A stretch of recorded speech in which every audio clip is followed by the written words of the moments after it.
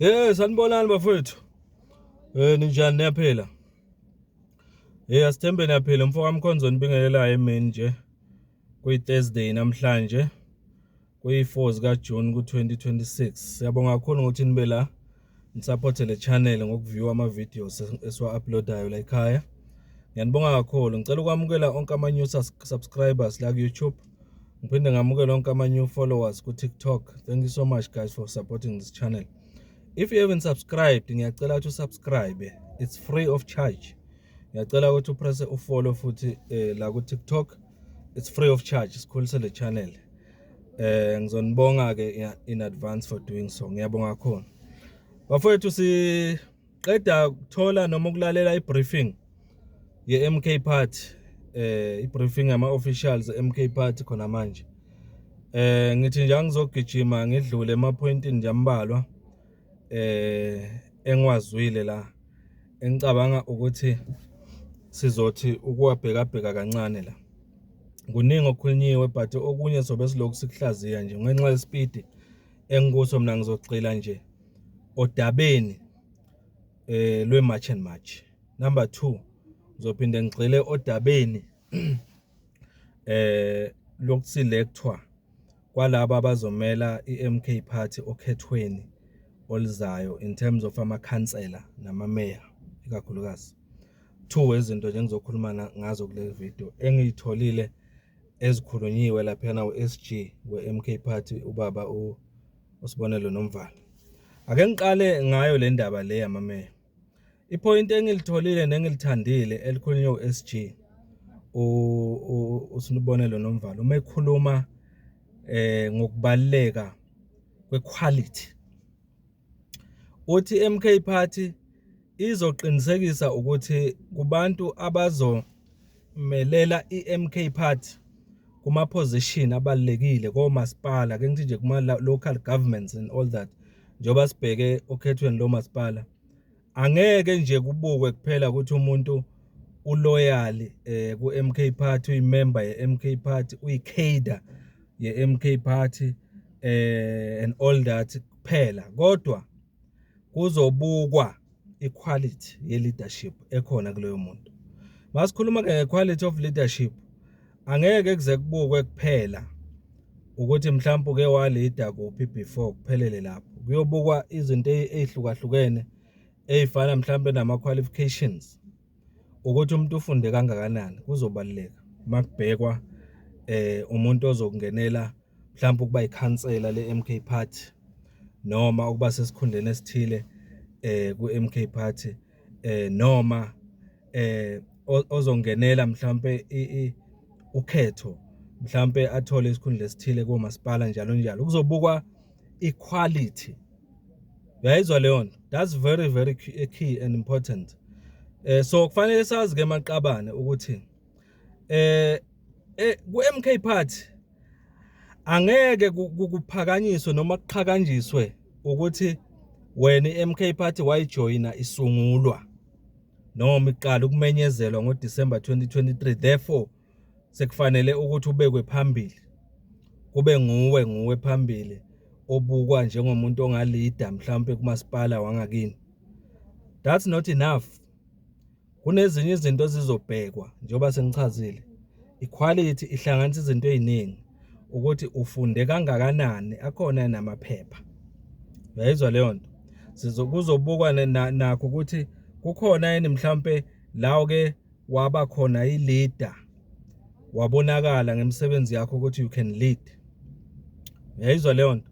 Kubukwe ne-loyalty yakho ke mhlambe onayo kwi-organization i-MK Party and everything like that. But nje ngizama ukusho ukuthi le ndaba ye-cadre deployment ebese ibona yenziwa iqembu le-ANC ngeke isebenze kumkhonto wesizwe Party. Yiloko bekugcizelelwa uComrade uSibonelo Nomvalo ukuthi iMK Party izozama konke okusemandleni ukuthi ingafani neANC uma izodeploya abantu abazoyosebenza kamasipala. That is very key, that's very important.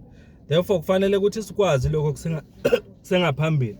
Uma ngabe nje kumanje uyafisa ukuba ikhansela leMK Party uyafisa ungenela ukhetho excuse me futhi unesifiso sokuba imeya kumasipala wangakini, kufanele uzazi lezi zinto lezi. Engathi ungabuyela kule video uphinde umlalelisise uSG mayikhuluma echaza ukuthi kulindeleke ini kuwe. Yayibona leyo nto. But soqhubeka solo sixoxa ngalezi zinto, sibuke necriteria eqondile ukuthi yipi criteria ezolandelwa makwenziwa yonke lento engikhuluma ngayo. Uyayibona? So yiloko nje ngithanda ukusho kule ndaba ye-quality ye-leadership. That is very key and ngiyithandile leyo part. Number 2, bengi-interested kakhulu vele odabeni lwe-march and march. U-SG wethu ibiza nge-march to march. March to march. My understanding ukuthi yi-march and march. Ukuthi i-march and march ne-MK party yini ekufanele siyazi nge-march and march ne-MK party. Ithini MK party nge-stance se-march and march uma kuziwe especially kuma-illegal foreigners. Ngithandile indlela aresponde ngayo, especially emibuzweni yeintatheli uma bembuza ngendaba ye-march and march ukuthi akakachaza ukuthi i-MK ime kuphi nge-march and march. Yabona uma ethi uSG i-march and march uyithandela ukuthi ilwa nama-illegal foreigners. Uthi understanding yakhe ukuthi i-march and march lento eyenzayo iphula imithetho. That's the very important point.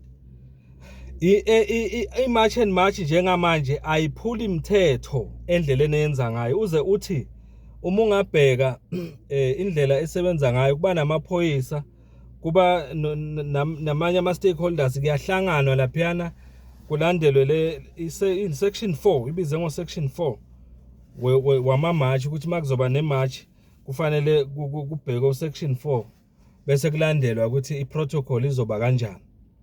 Uyayibona? Uthi akufanele ukuthi uma ngabe sibona ama-march enzeke eSouth Africa mhlambe bese kuba nezaphula mthetho, siblame i-march and march ngalezo zaphula mthetho, ngoba it is not the responsibility of march and march to contain noma ukwenza abantu ukuthi bagcine umthetho. Akusiyo umsebenzi we-march and march, umsebenzi wamaphoyisa. Uyayizwa leyo nto? Umsebenzi wamaphoyisa ukuqinisekisa ukuthi abantu bagcine umthetho. That is very important. So laba abaloku bethi if i-march and march yenza umsebenzi wayo wokumarch and everything bese kuba nezaphula mthetho, the blame should go to the, uyayichitha u-SG we-MK party le. Uthi i-stance se-march and march understanding abanayo bona as leadership ye-MK party ukuthi i-march and march yenza izinto according to the law, ilandela umthetho. I-march and march mangabe yenza izinto zayo imarcha iba namaphoyisa and amaphoyisa responsible for ukuthi kugcinwe umthetho, not i-march and march. Therefore mangabe kwenzeka noma yini lapho akuyeke ukuthi kublenywe i-march and march. Wase uyagcizelela nokuthi uma ngabe ula eSouth Africa ungenawo amaphepha okuba la legally, that means you are not supposed to be in this country. That's a powerful statement. You are breaking the law. You shouldn't be here. We cannot then blame i-march and march uma iti go back home where you come from. That is very key. So into bengilo ngiyafisa mina ukuthi i-MK party ibe vocal ukuthi imephi odabeni lwama illegal foreigners in this country. I-MK party imephi ngendaba ye-march and march. Namhlanje ngiphendulekile mina njengomfoka Mkhonza and ngiyayithanda le ukuthi ibe open, ingabi yalena le inqikaza ngalo daba lwama illegal foreigners MK party, because these people are breaking the law. You can't be in this country ungenawo amaphepha afanele ukubala wenze izinto futhi ezi-wrong, uphula imithetho ngamabomu wazi ukuthi uyona. Therefore kufanele ukuthi at the same time thina sikwamukele njengomuntu okufanele ube la ukuthi wasebenzisa ubuntu kuwe kanjani. Uyayizwa leyo nto? So nje kule point le march and march namhlanje ngiphendulekile. Sekusele kona nje ukuthi ngendlela engiunderstanda ngayo kube ne clear statement eqondene ngqona lo daba lokuthi yini ngempela ezokwenziwa i-march and march isebenzisana ne-MK party. uyayibona. So yiloko ekufanele manje sikuthole ukuthi ukuya phambili kuzohamba kanjani. So bese lo sibheka nezinye istatement nje ezikhulunyiwe laphiyana ezifana nepolicy conference ye-MK Party ezayo ukuthi kuhamba kanjani ama plans kuningi but nje sengiphetha enye ipoint engilithandile lelo ukuthi agcizelele uspokesperson uSifiso Mahlangu ukuthi expect ama marches azoba khona from now azobe vela ku-MK Party nationwide till ku step it down uPresident Ramaphosa. I-MK Party izobe marcha all around the country. I-MK Party izobe marcha all around the country and uPresident Zuma will be addressing masses kule country about the state of isimo sa South Africa mangayibeka kanjalo nokuthi kungani kufanele bavotele i-MK Party ukuthi ishintshe isimo sale country. Uyayibona leyo nto. So kuningi bafowethu angazi wena uthole ini la ongayithanda ukuyishare nathi siyibheke ukuthi uyithandile kule media briefing yanamhlanje. Mina nje ngithande kakhulukazi udaba lwe-March and March baphendule kahle kakhulu. Engicabanga ukuthi i-MK Party iclear manje nge-March and March ukuthi i-March and March kahle kahle iyini, ilwela izwe lase-South Africa, ayiphula imithetho. In short nje kufanele isupportwe i-March and March.